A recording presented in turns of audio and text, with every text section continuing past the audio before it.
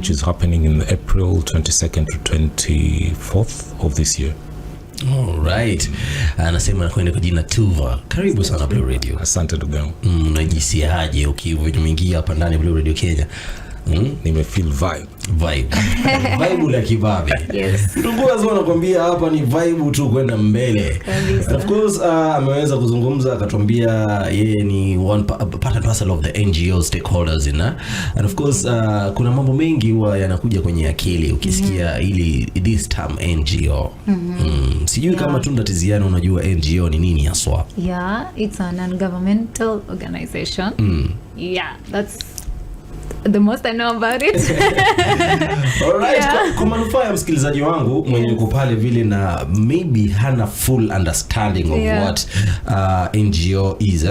And of course today we're privileged to have somebody who has got more insight on what NGOs is all about. And of course Mr. Tuva, for the betterment of my listeners, would you explain what NGO is and what it stands for? Okay. I think you present amesema chasawa. Basically ni mashirika yasiyo ya kiserikali Kiswahili, non-governmental organizations. So haya ni mashirika ambayo most of the time they deal with civic how do I put it, mostly wanataka ku enhance ama to make life for the community better. Right? So utakuta kama they turn from CBOs, NGOs. So ideally these organizations come together to make sure that the communities work better. So for example, the NGOs in for example, climate change, the NGOs in food security, the NGOs in youth matters, the NGO in governance. So different areas. So ideally why we want to put together this NGO summit in April is to make sure that all these sectors, all these areas where people are actually working in these different areas are coming together and talking together. So we are basically forming a collaborative center for all these entities to be able to talk, speak, and also see how do we forge forward. So recently mmesikia kwamba kuna mambo ya kuna some countries ambayo wamepull funding to from major NGOs in this country, and that normally has a trickle effect mpaka chini. Utakuta mtu ambaye for example alikuwa anazoea kupatiwa madawa za ARVs, mambo kama hayo, mtu amezoea kama kulipiwa fees, mambo kama hayo yamevutwa, hayafanyiki tena kwa sababu labda ama yampungua, and they're no longer happening. So ideally it's a matter of figuring out what does this community do at this point? Is it an opportunity for us to maybe think better? Is it an opportunity for us to work better together? Is it an opportunity for us to change our governance policies, for us to be able to better serve our communities? And realize that this does not even affect Kenya peke yake. Utakuta other African countries have also been affected, but Africa kwa jumla ndo tumeaffectiwa sana kwa sababu sisi ndo tu maybe the main donor absorbers. So basically this happened mostly last year mambo yakafanyika kule Amerika na ika-affect mambo. It's not only affecting us. I think even other continents also in a way they're actually being affected. So ideally is to figure out how do we sit down, figure out a way, strategy on how we can jump over that particular pandemic into self-sustainability. How do these NGOs make sure that wakifanya kazi hawataikuwa na mambo kama haya tena, ya kwamba mnaamka asubuhi you have to lay off almost half your staff. How do we prevent that from happening? And the best way to do that is to make sure that the organizations are self-sustaining. Yes. Now, with what you've said, it is clear that you're saying that funding is often, most of the time, a major challenge that is faced by many NGOs. Yes. Like how serious is the problem on the ground? It's really serious, and I'll give you something practical. In Kenya we have almost 11,000 NGOs. 11,000, maybe in Africa around 1.5 million. Most of them were getting their funding from a very few sources, maybe 10 or so major organizations. If these 10 major organizations pull out, people go home. And I'll tell you the seriousness of this. It's a matter of mwezi huu una kazi, the following month you don't have a job. You are depending on this job for the last 2 years, maybe 2.5 years, to get to pay your fees, to take care of your family, all that, and that just disappears overnight. Someone who maybe I was earning X is now having to pay a pay cut of almost 40%, 50%, 60%. So that changes a lot of things. And I think PSCC mwenyewe tulikuwa tumejikosea in a way, and I'll explain why. The NGO sector, or this funding, pesa za kupetiwa to this to enhance which is happening in April 22nd to 24th of this year. All right. Anasema nakwenda kwa jina Tuva. Karibu sana Blue Radio. Asante ndugu yangu. Unajisiaje ukiingia hapa ndani Blue Radio Kenya?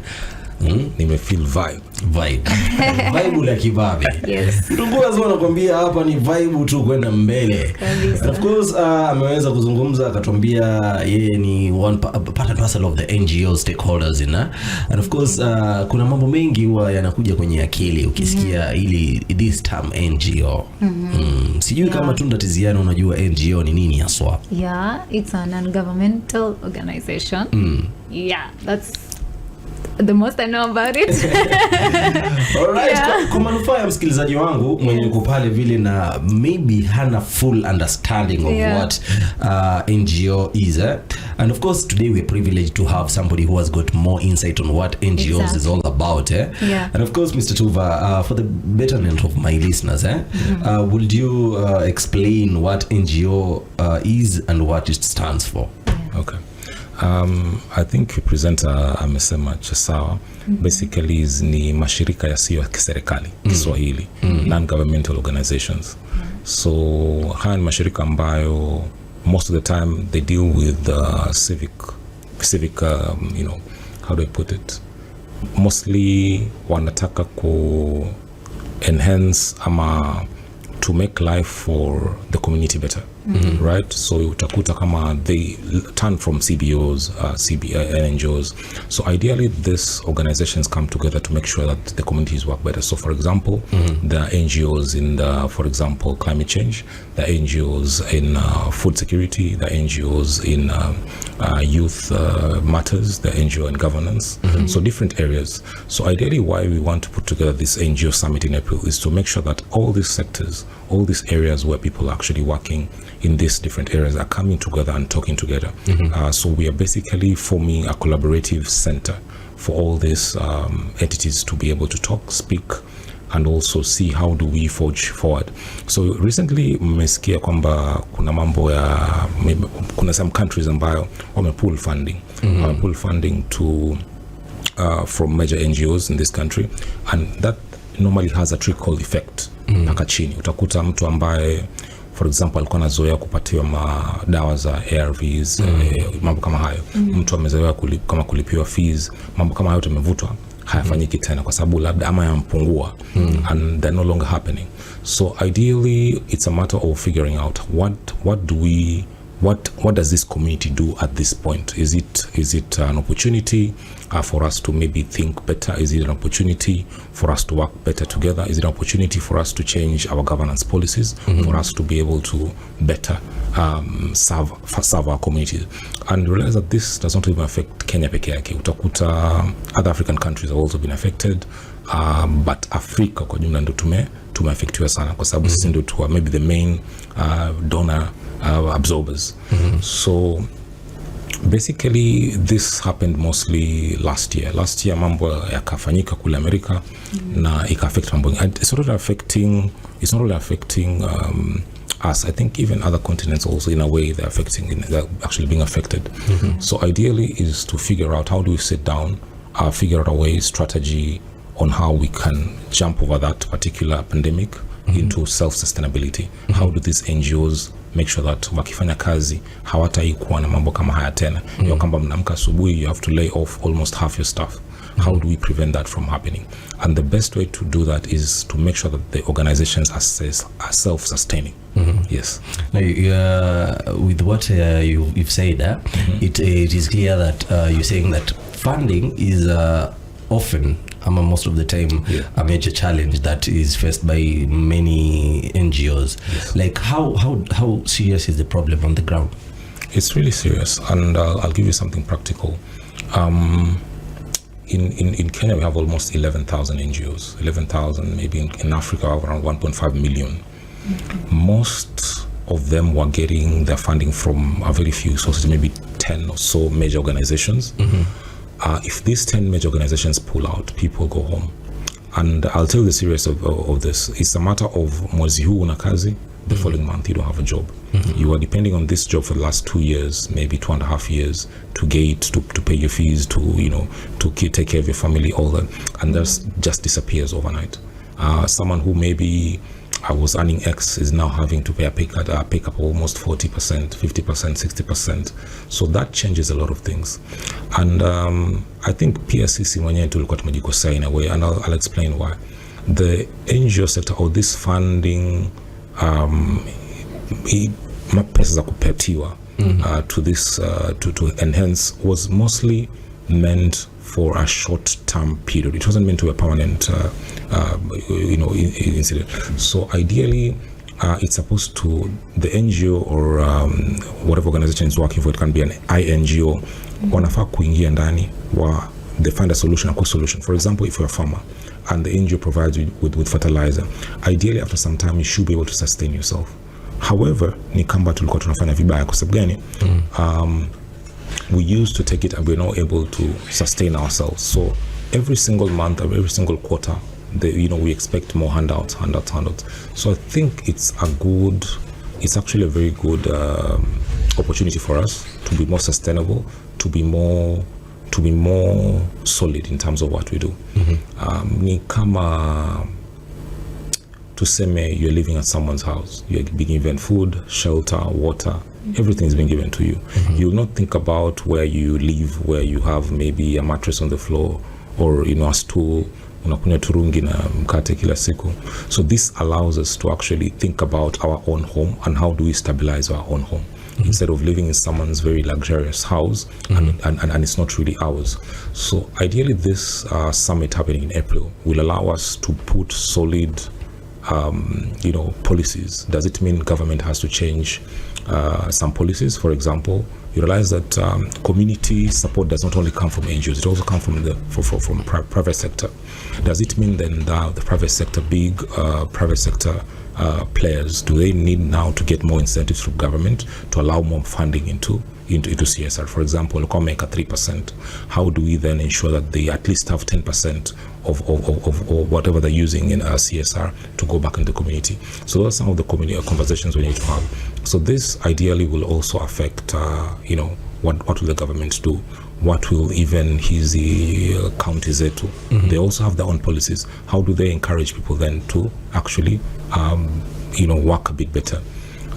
Even the funders themselves, this is a chance for them to not only just act as funders, but ideally you want them to be, put people together and only act as a catalyst, right? So those are some of the conversations we need to have. And at the end of it all, it's not only just an event. It's not only a kamkunji where people meet and greet. We want to come up with policies which will then go back and be fed either to, government, not only here, even around the region, to change their policies so that we can better manage our communities through these NGOs directly, or private sector, or the funders directly. All right. There's this thing that you've talked about to deal with donor dependency. How do you think these really affects the kind of projects that NGOs implement? Okay. You realize that whoever's funding you also has a specific area of focus. For example, someone can fund you and they tell you, okay, fine, you can only use this money on education, right? So if, for example, they've chosen 3 counties to do education, maybe one already self-sustaining or one already has a private sector body that is already big on that, you're basically replicating. So why, again, you need all these people working together is so that you can not have replication of roles. I know of a county where the governor sits down and every single person coming to him is talking about sanitary towels, all of them. So you realize in a community where you need maybe a JBV focus, you need maybe a water drilling project, You need, a bit of diversity. Blue economy. Everyone is focusing on one thing. It's because we've not really mapped what each NGO is doing in what area and in what capacity for how long. Who are we impacting? So some of these conversations bringing us together will make sure that, okay, we know each other. These NGOs know each other. They're able to work together. Are they able to then form caucuses that can actually determine, okay, fine, we're in this region, this is what we're doing, and for the betterment of that, we need to distribute our efforts in this way. Same thing to do with CSR. Realize that for example, we have big brands like Equity. What Equity does, they have the wings to fly. So how then do we maybe say, okay, fine, are they able to maybe diversify into one way or another? So they're doing it very well, but maybe they can diversify in a way. So those are kind of the conversations which, as long as at the bottom line means we're doing better for our community, basically that's where we want to go. All right. Yes. And you're talking about the different projects and all that. Have you ever found yourself in a situation where you have to put forward the donor priorities rather than what the community truly needs? Yeah, it happens a lot because, as I said, the person who pays you calls the shots. So, for example, someone can come in with, let's say, 10 million US, and they tell you, okay, fine, I only want my money to be used in this specific way. And realize most of these donors also have they also have a background to what they're doing. They basically also pushing agendas. Let's say it's a donor country which focuses on ABCD. So they'll want you to actually emphasize, for example, they want fish brought back to their country. They'll tell you, okay, fine, we only want you to focus on the blue economy. They let's say they're focused on a kind of certain talent. They'll tell you, okay, fine, we'll give you funding, but we want you to only educate people in this area. So of course it will be biased. So those are some things which maybe we might not be able to move away from. However, if these local NGOs or local CBOs or local private sector or government, if they're able to make their own money, are they able to maybe through grants or if they're able to make their own money, they're able to then make decisions on their own and specify, okay, this is what we want to do. Yes. So basically that is the shift which we'll need to make. Okay. You've talked about we have like 11,000 NGOs in Kenya, right? Yes. So this summit is going to be inclusive of all of them, specific NGOs? Okay. Ideally, we're targeting all areas. However, we have specific theming areas. We have around 6 themes that we're working towards. We health, education. We have a couple. If you go to the website, ngosummit.africa, you go to the theme area, you'll see all these areas. So ideally, we welcome all the NGOs, but ideally, we're looking at those 6 specific NGOs, which can be seen on the website. So we welcome everyone because it's not only the NGOs that are coming on board. We have government, we have private sector, we have funding bodies, so it's every single person in this ecosystem. Let's just call it an ecosystem. Because at the end of the day, we also want government on board. We want different areas because without having these policies set by government, you cannot run. So ideally, that is the thinking around it. All right. Now that we are having a conversation about this particular summit that is going to go down on the 22nd, right? 22nd of April this year. Yes. What inspired this summit and why is it happening now? Okay. So I'll give you a history of why we're having the NGO summit right now. So 3 years ago, we put together something called the NGO portal. Ideally, it was a database of most of the NGOs in this region.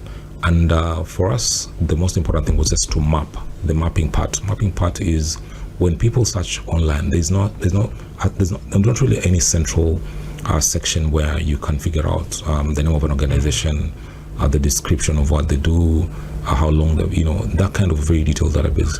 So that's what we came up with 3 years ago, and we were just doing general mapping. We did not have any end goal or anything specific at the end of this particular conversation.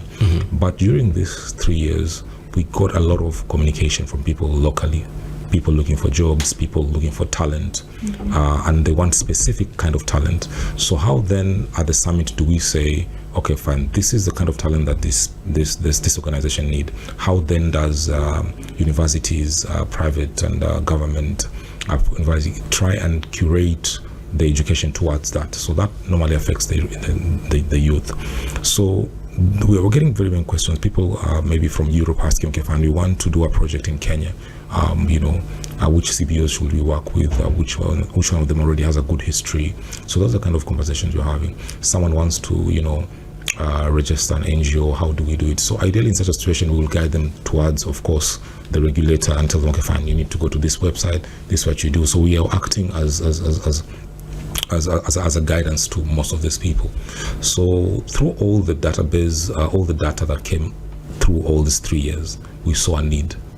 And it was a very big need that people need to be put together in a room to communicate and to clarify what needs to happen. So we were basically answering a call from all these areas. We're answering a call from the youth, the CBOs, people from other countries who want to work in Kenya, want to volunteer, they want to invest in a way towards a certain cause. So ideally, all these queries were coming to us, and in large numbers. They're very big. So the last 3 years, we were able to say, okay, fine, this goes here, this goes here, this goes. So these questions are being asked. How are you able to answer them correctly? So that is what led us to put together the NGO Stakeholders Summit. So realize it's not only for NGOs, it's stakeholders also. So this includes all these other people forming this particular ecosystem. We believe that once this summit is done and done correctly, we should be able to come up with policy papers which we can implement. And that's why actually in December of this year, we'll have a gala to just celebrate what we'll be able to develop during the summit. We'll be able to come up with concept papers which can actually be implemented. Because if one person puts together ideas of what they feel needs to be done and takes it to the relevant person to implement, it might be a bit hard. But when 2,500 people sit together in one room, have rapporteurs put together this documentation, curate them correctly, we can put them to the right bodies, including regulators and governmental. Okay, fine. We feel if this is done in this way, we're able to move in the right direction. And this has come in a really timely way in this sense. With the exit of most of these donors, we are left almost naked.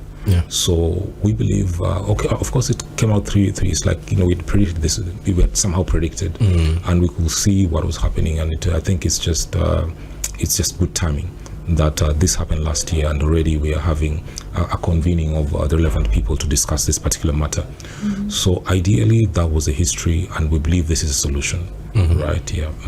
When you're talking about stakeholders, who exactly are we referring to in this particular summit, and why is the involvement that critical? Okay. You see, the biggest player here, for example, is the NGO sector. This goes down to the CBOs, the NGOs, the IGOs, INGOs, international NGOs.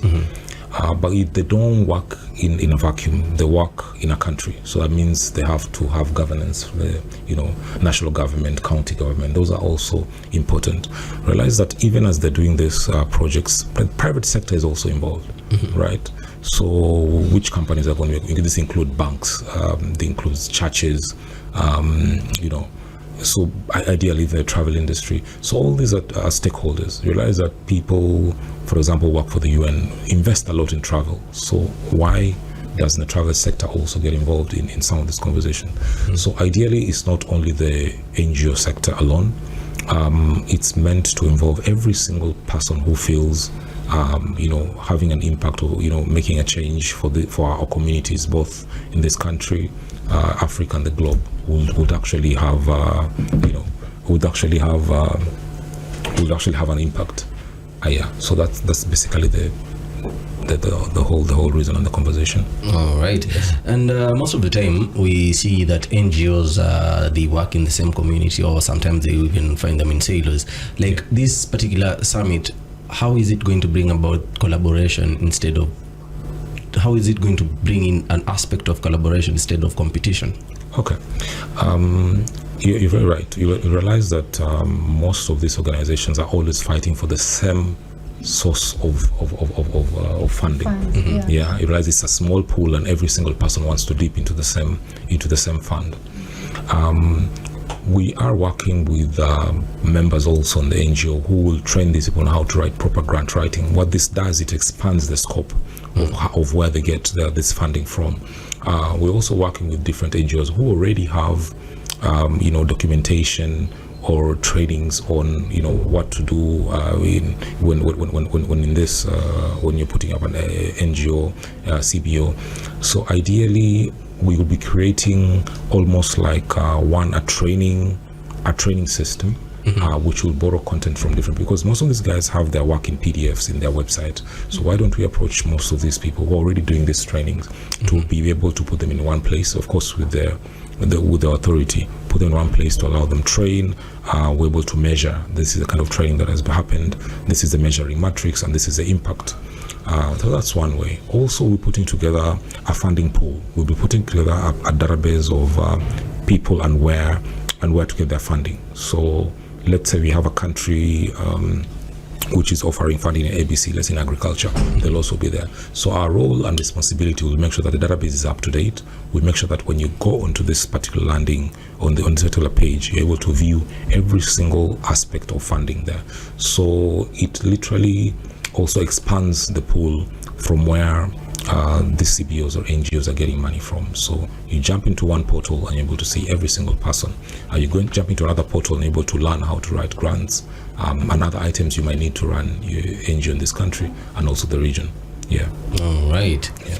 And of course, there are very many conferences and forums that are being done out there. Yes. So there's this one critical question, like what makes this particular summit different or special compared to the others? Okay, so this is a call to action from these NGOs. As I say, the 3-year project we did called the NGO Portal was what made us move to the NGO Summit. So it wasn't a cause that we sat down and said, okay, fine, let's put this together, we'll organize it in this way. No, we were able to create this data for the last 3 years. And on the 4th year is when you're actually pulling the trigger on this particular project. So this data is very, very critical to us. We've analyzed it and we feel strongly that these questions thousands of people are asking, it needs a solution. So if you're getting extremely heavy traffic, everyone is asking the same questions, it means there's a question there to be answered. So we believe the summit will be the main answer. In different parts of the program, we'll answer different parts of this 3-year database of questions. We've called people from different areas, industry leaders, people, for example, who might not even require funding. We have big private sectors who might not need funding from other organizations, from other regions.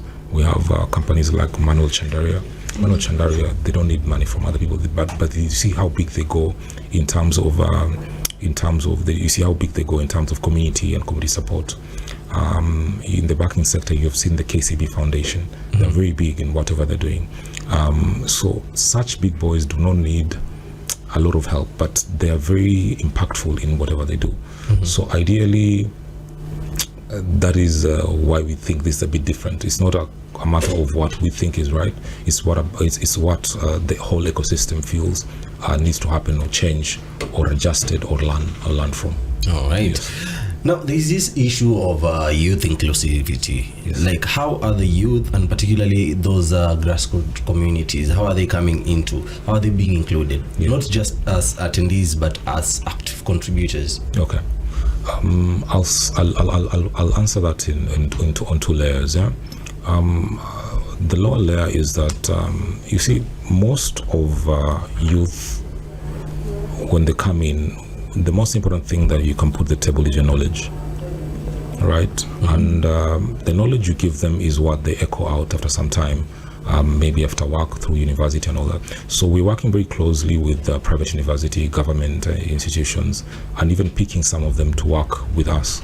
We have a very big secretariat, almost around 20 people.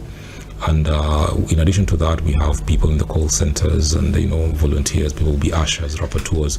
All these are youth, and we've made a conscious decision to make sure that every single person will be picking on a big percentage, 30% of the people who will actually be talking as panelists on this particular 3 days are all youth, are all below. And that was a conscious decision we made. So that was basically the first layer of inclusivity. We made sure that, okay, fine, we work in the youth in one way or another. We are also making sure that the access, easy access to the summit. So even as they're coming in, they'll not maybe purchase a ticket at the normal rate as normal delegates. We're considering that. We're working partners to make sure that, okay, fine, if you, for example, we are approaching an embassy, so, okay, fine, could you kindly maybe pay 10 tickets for a specific group, and this is what they're doing. It aligns with whatever you're doing as an embassy. Specifically, you realize embassies are different because of where they come from. Right? Some people are very interested in education and youth, so they will be very happy to join and jump into that. So that's the kind of conversation we're trying to make sure that even if someone doesn't have a direct route to come in, we find a way to maybe pick a community, pick members from there, as far as Kajiado, all these places, so that they can come and be part of this particular summit. The second layer of how we intend to engage with the youth is we'll have specific areas of the program specifically curated for youth. How do they apply for jobs? When they come into this summit, they'll be meeting with the embassies. They'll be meeting with the private sector who will be exhibiting on the ground. They'll be meeting these NGOs, both local and international NGOs. They'll be meeting the people working in other countries. As I said, there are people coming from Zimbabwe. There are people come from Malawi, South Africa. All these international delegates will be coming, and the interaction will really raise their profile in a way.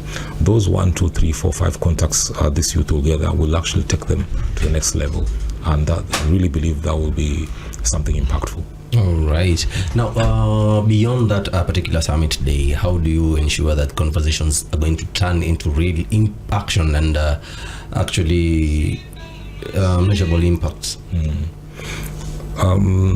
Ideally, as I mentioned earlier, we'll be having, the whole event will have rapporteurs who will keep track of every single thing that is coming out of this summit, which will come up out as a concept factor. So basically, these papers will be submitted to the relevant bodies who we feel need to action them. We will have the portals which will be developed to allow these NGOs, youth, if it's, let's say we need to put together, a job section specifically for NGOs in the region, we'll be able to do that. The youth will be able to come in and apply for that. We are talking to also universities so that they're able to curate their students, so that when they come out on the other end, they're able to actually, be able to easily get these jobs they're working in. So we're also looking to in the region to look for partners who will be able to sustain this particular project. Sustain it in what way? We want to be able to follow up on what exactly have we been able to do. The NGOs, the private sector, basically the arrangements or agreements or deals we make during these particular sessions. How do we follow up to make sure that they're done? And that's why we'll actually have the gala dinner sometime in December, so we can measure the impact. What have we been able to do actually? And then also reward those who have been able to take us there, including all those people in that particular ecosystem. All right. Tiziana, do you have something? Yeah. You said, okay, that you're going to come up with some policies that the NGOs need to follow. These policies, are they like rules that they're supposed to follow? Are they like a guideline? Can you clarify on that? Okay, so these are not really rules or regulations. Okay, I'll give you an example. A good example will be what? For example, if you want to set up an NGO and in Kenya, it's for a good cause, you want to do it, but you realize maybe there's some aspects of this registration which are a bit tough. It can be financial, it can be maybe you need 10 directors, whatever.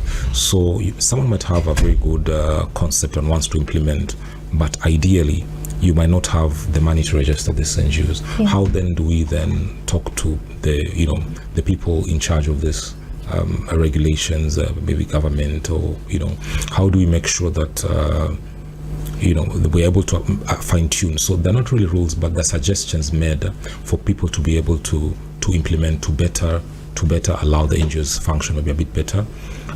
It can be as a simple thing as we have organizations which do mining in Kilifi or in other regions, and the roads they use might have a problem. Can we then put a rule or a suggestion that if you're using this road, make sure at least you are able to tarmac it in a way and set it in a way that it's not if you like, but it's emphasized in a way. So if and I've seen this being enforced in some counties, and I know national government also emphasizes it, but there should be some few other things. Maybe we should be able to pull some more from some of these organizations to be able to better assist our communities. All right.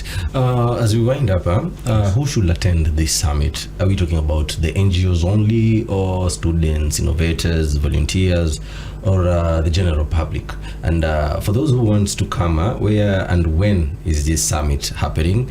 And of course, how can interested participants get to register or get involved in this particular summit? Yeah, so the event is open to anyone who feels this will add value, because you realize that there's some organizations who maybe want to sell insurance to NGOs. Why should they not come? This is one opportunity for them to meet, have a one-on-one, understand the needs of this particular clientele, and make it better. We are talking to government in different areas, including the head of state. We're trying to have him come open the summit. We're talking to different county governors, the first ladies. All these people need to be involved. Private sector, the guys who are really, quite. They deal with the youth or community in day to day as part of their business. So coming to a room where they find a sector which does this day to day, and how can they work together? So that will be really the kind of people, even individuals who just want to learn about how do I get into the NGO sector. Guys who want to interact and maybe I want to get a job in the area. Meeting an executive director for a certain NGO, that's a plus for you. You've had a talk with them, they're able to tell you, okay, fine, I'm hiring, maybe not now, but in 2 months, 3 months, and this is what I've been looking for. So that gives you a leg up in a way. So ideally, it's every single person in the ecosystem, from government, civil society, private sector, and young people like us here. All right, I'm telling you, my good people, these are powerful insights right here. So as we have heard, this summit is not just about talk, it's all about partnership, purpose, and of course progress. To everyone that is listening right about now, it is if you're passionate about development and community impact, this is the space where you want to be part of. And of course, today my guest, Mr. Tuva Adams Tuva, yes, who is actually the chair of the Global NGO Stakeholders Summit, is welcoming you to this particular summit. So my good people, of course, this has been the captain of the day, man like Mboya. And I am your girl Tunda Tiziana. And of course, this is where our voices connect and change begins. Until we keep the conversation going on our social media platforms at Blue Radio Kenya. Karibu sana. And we are hopeful that we will be part and parcel of that particular summit. Asante sana. Also, one last call to action. I'll emphasize for people to go to the website, www.ngosummit.africa. Look through it, understand it. There's usually a chat bot at the bottom. Ask your question. It's a WhatsApp, so it's free. Ask, how can I attend? How can I be part of this? How can I partner? That's basically what we're looking up to. What we're looking up to here. All right. Tamu sana, my good people. As you are taking a short musical break, let's get to sample this on here. Yani tamu. Tunakwenda hivi tukirudi tutakuwa tunabanja zaidi na zaidi. Exactly 16 minutes are past 5 in the PM. And of course, this is your favorite urban radio station, Blue Radio Kenya. Show up kubwa ndani ya East and Central Africa. Call it the Blue Drive with the captain of the day. Keep it blue. Don't touch the dial. You're listening to Blue Radio, bringing the vibe.